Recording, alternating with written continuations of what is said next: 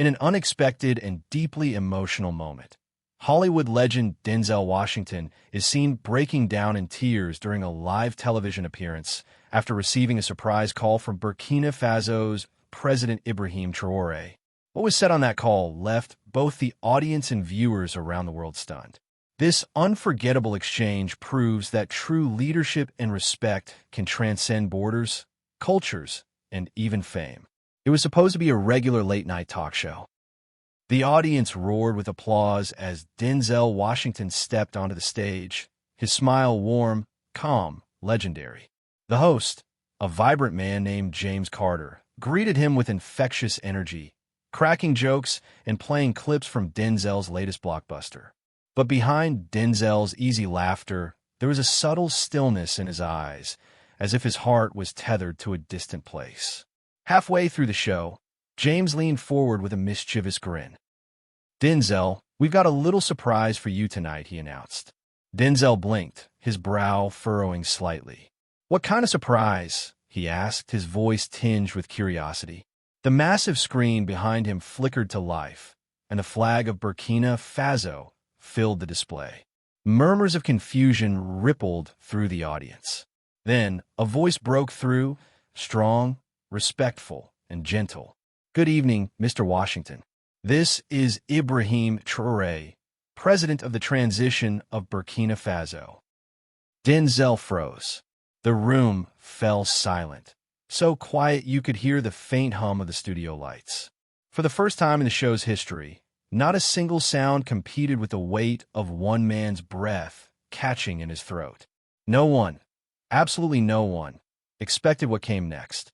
The audience leaned forward, eyes locked on Denzel, whose hands trembled slightly. President Traoré continued, his French-accented English steady but brimming with sincerity. "You don't know me, Mr. Washington, but when I was 14, I was just a barefoot boy in a small village in Burkina Faso. I saw you in glory. I saw a black man, not begging, not afraid, but strong, crying out for justice." Denzel blinked rapidly, his jaw tightening. The president's voice softened. "That night, I turned to my mother and said, 'One day I'll fight for people too, like him.'" James Carter, the host, sat stunned, his usual quick wit replaced by wide-eyed silence. Denzel pressed a hand to his mouth, his eyes glistening.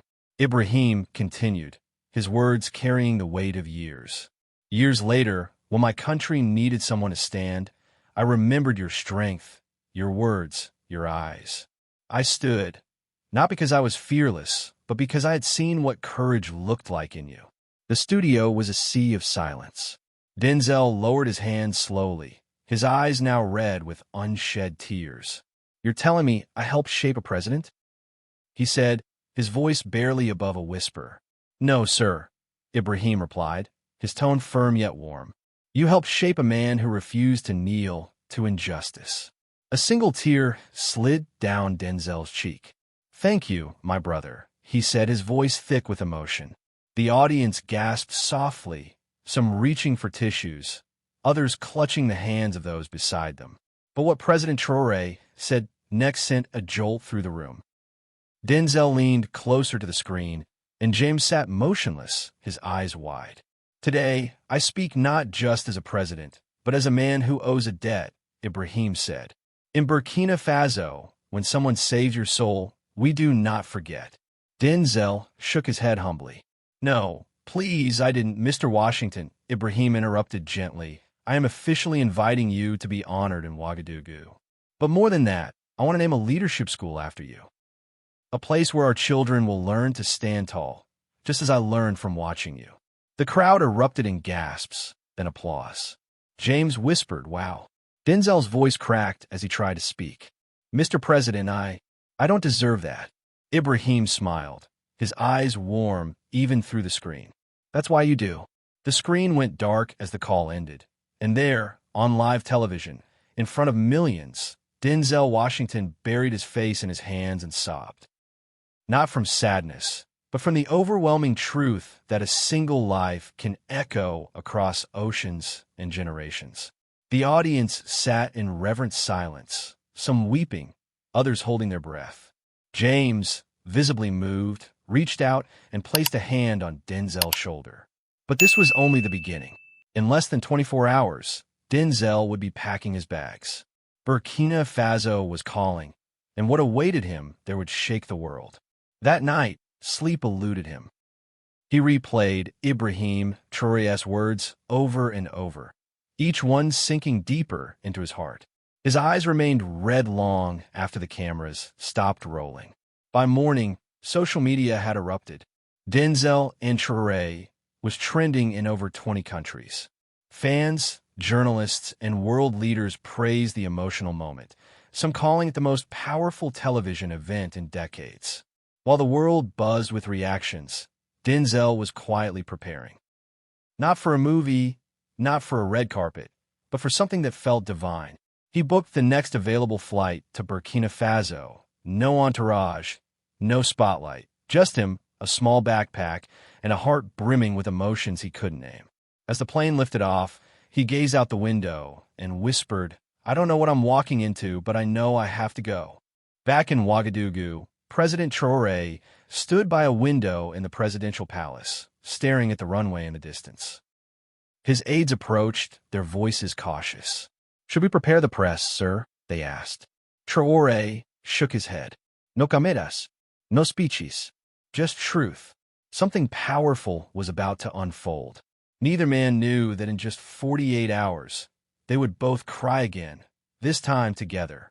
When Denzel's flight landed, there were no flashing cameras, no red carpets, just quiet. A single black SUV waited on the tarmac.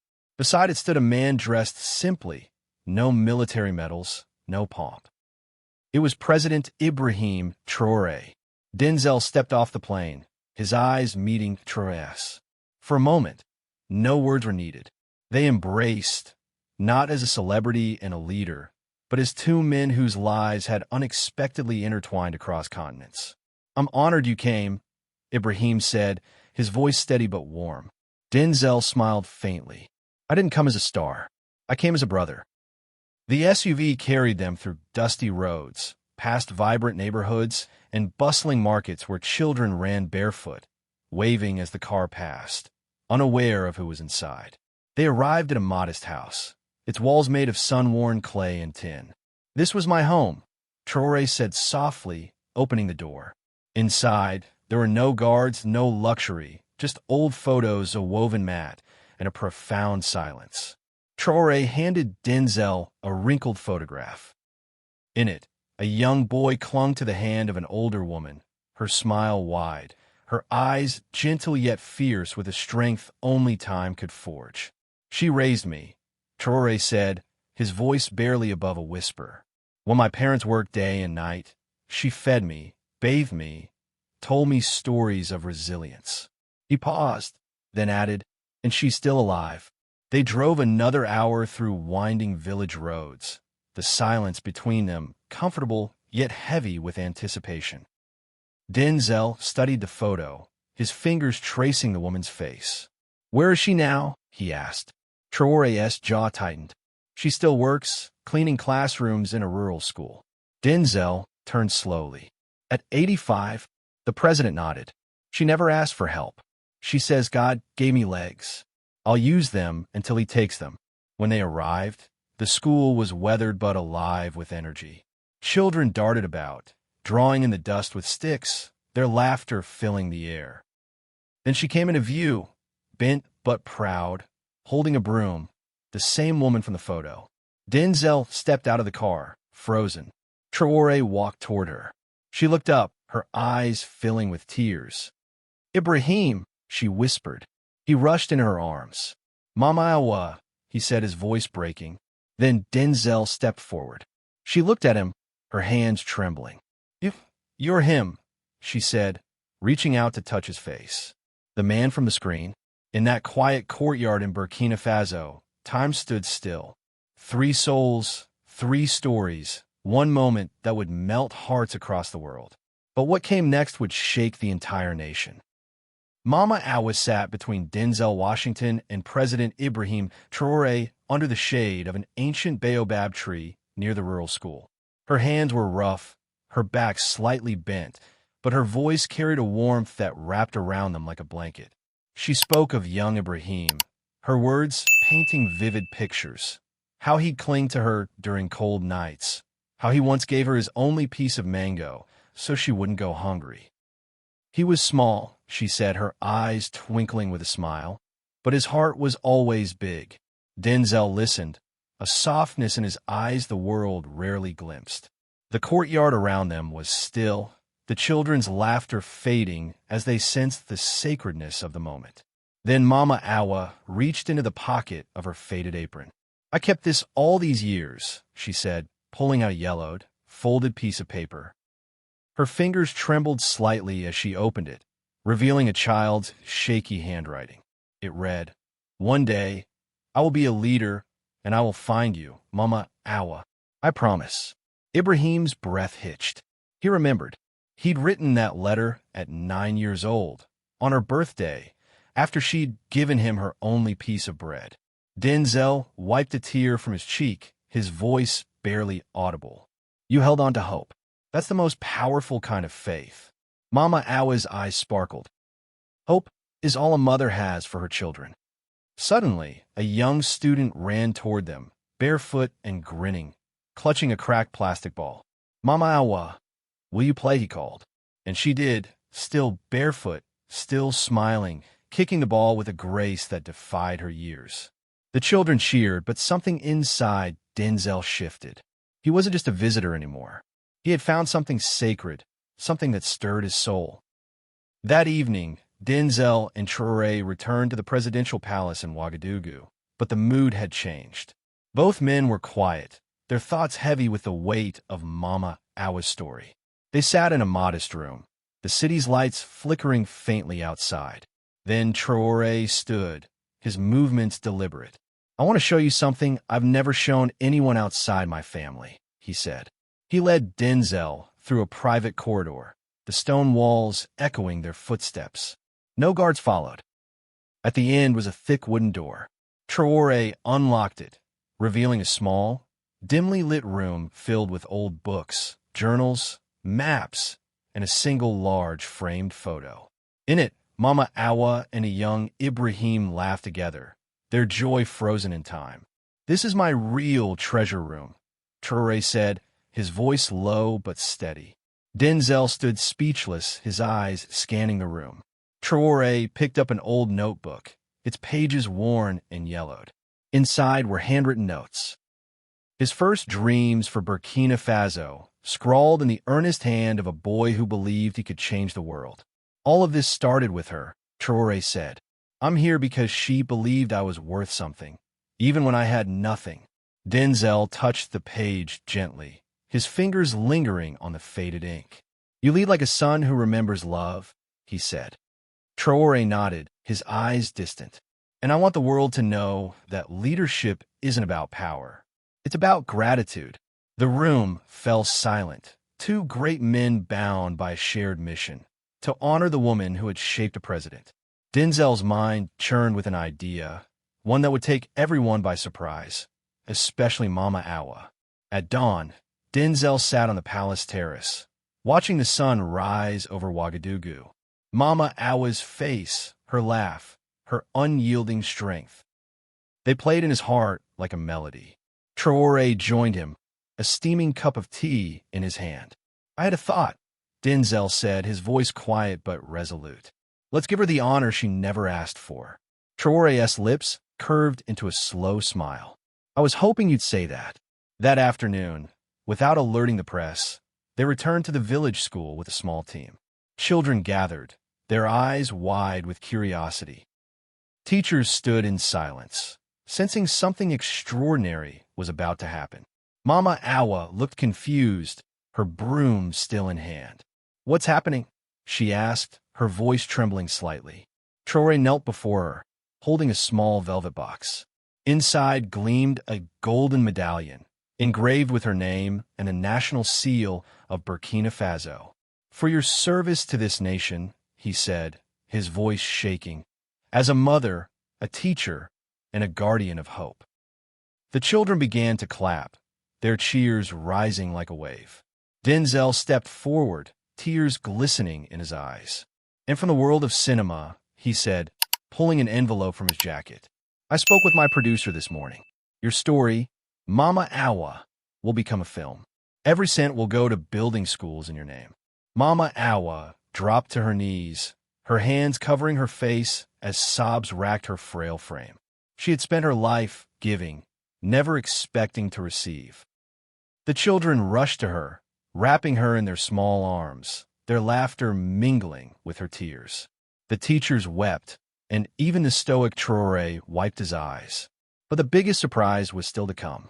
3 days later, Denzel returned to Los Angeles for a live television interview on one of America's biggest talk shows, hosted by a charismatic woman named Lena Harris. The event was meant to be lighthearted, red carpet chatter, upcoming films, easy laughter. But behind Denzel's warm smile, something had shifted. As the cameras rolled and Lena asked about his trip to Africa, Denzel paused, his gaze distant. "Can I take a call?" he asked suddenly. Lena chuckled, confused. "Live." Denzel nodded. The crew scrambled, and within moments, the screen behind him lit up. There was President Ibrahim Traoré, live from Burkina Faso. The studio fell silent, the audience holding their breath. "Mr.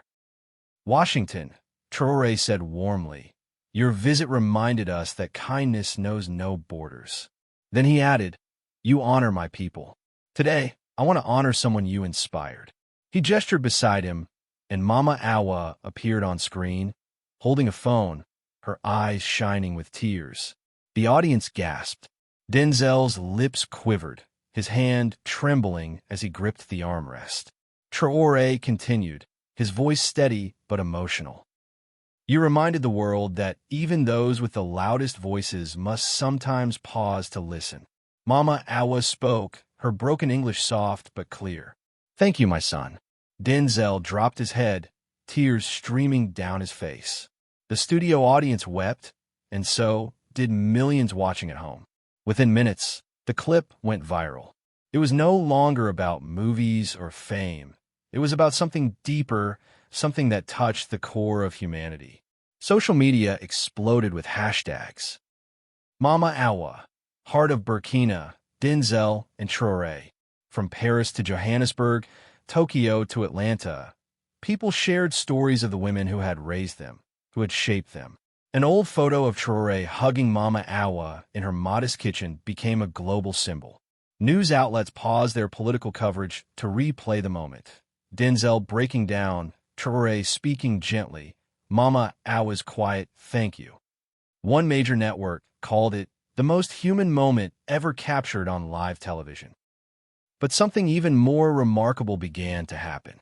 Donations poured in. A humble crowdfunding page, created by one of the village school students, had aimed to raise $10,000 for school supplies. In just 2 hours, it surpassed 1 million. People didn't just watch, they felt and they acted. In a world often divided, this story of a leader's gratitude, a mother's love, and an actor's tears was bringing strangers together. Yet, while the world celebrated, Mama Awa was fading. She had one final request, one that would bind Denzel and Traoré in a promise that would outlive her. By the 6th day of this extraordinary week, Mama Awa's body was weary. She had smiled for days, hugged dozens, spoken with presidents and stars, but her strength was waning. She knew it, and her eyes carried a quiet acceptance. She asked to speak privately with Denzel Washington and President Ibrahim Traoré, away from the world's gaze. They came to her small room in the village. No cameras, no microphones, just 3 souls in a space that smelled of shea butter and old books. "I'm old," Mama Awa said softly, her voice fragile but steady, like a candle flickering in a gentle breeze. "I won't see the next planting season." Denzel and Traoré shook their heads, their eyes pleading. "Mama, please rest. Stay strong," Traoré said, his voice breaking. She smiled, her eyes warm with a lifetime of love. "I have no fear. My only wish is that no child in Burkina Faso ever goes to school hungry." A tear rolled down Traoré's cheek. Denzel reached for her hand, his own trembling. You tell stories that matter, she said to him, her voice barely above a whisper. The world listens to you. Tell this story. Then she reached under her pillow and pulled out a faded, torn scarf, stitched with care. It was the one young Ibrahim had tied around her arm when he played president as a boy. She placed it in Traoré's hands. My first medal, she whispered, her smile radiant. Then, with a final breath of strength, she added, take care of each other. They held her as her eyes closed, the sun outside rising over the village. Mama Awa's legacy was rising too. President Traoré stood beside her bed, the scarf clutched tightly in his hands. Denzel knelt at her feet, his head bowed, shoulders trembling. The silence was heavy, sacred. Then Traoré spoke, his voice low but resolute. She gave me everything when I had nothing. Now I must give everything back. He turned to Denzel, holding up the scarf like a banner of honor. We will build something in her name, a school, a garden, a future. Denzel looked up, his eyes swollen with tears. Yes, we will. I'll help. Outside, the villagers had gathered, sensing her departure. Traoré stepped out, his face etched with grief but firm with purpose. He raised the scarf. Mama Awa has gone to rest, but her spirit will feed generations. The crowd burst into tears, their wails mingling with the morning breeze. In less than 12 hours, the news spread across the globe. Burkina Faso declares National Day of Mourning for Mama Awa. At a press conference that night, Traoré made a vow. Every child in Burkina Faso will know her name, he said, his voice steady despite the pain. Denzel, meanwhile, canceled all his upcoming appearances. I've played kings and generals, he said quietly to a trusted friend, but today I serve a mother. The next morning, the sun rose gently over the village. A simple wooden casket sat in the center of the square, adorned with wildflowers and surrounded by the soft beat of drums. There were no golden statues, no velvet ropes, just raw, human grief and love. Traoré walked behind the casket, carrying only the scarf. Denzel followed, his suit wrinkled, his eyes red from sleepless nights. They didn't speak. They didn't need to. Messages poured in from world leaders. But what touched hearts most was a small boy from a neighboring country who had walked barefoot for 2 days to deliver a letter. It read, "Thank you for raising our president." As the casket was lowered into the earth, the village sang. Children wept, elders clutched their chests, and a single bird landed on the grave, still as stone. Then, something unexpected happened. Denzel stepped forward, reached into his pocket, and pulled out a necklace, his father's. He held it gently, his voice barely audible. She reminds me of him, strong, quiet, never asked for anything. He placed the necklace on the grave and whispered, "Goodbye, Mama." Even a few cameras present stopped filming. Some moments are too sacred for screens. That night, Traoré and Denzel sat under the stars on a simple straw mat, a small fire crackling between them. They were silent, the weight of the day settling into their bones. Then Traoré spoke, his voice soft but certain. "Denzel, this week, I remembered who I am." Denzel nodded, his eyes reflecting the firelight. "Me too." In that quiet night, they made a pact, not one written in ink, but sealed in pain, gratitude, and hope. Within hours, plans began for the Mama Awa Foundation, a joint initiative to provide food, education, and emotional healing for rural children in Burkina Faso and beyond. Denzel committed his full salary from his next film to the cause, but the true power wasn't in the money, it was in the story.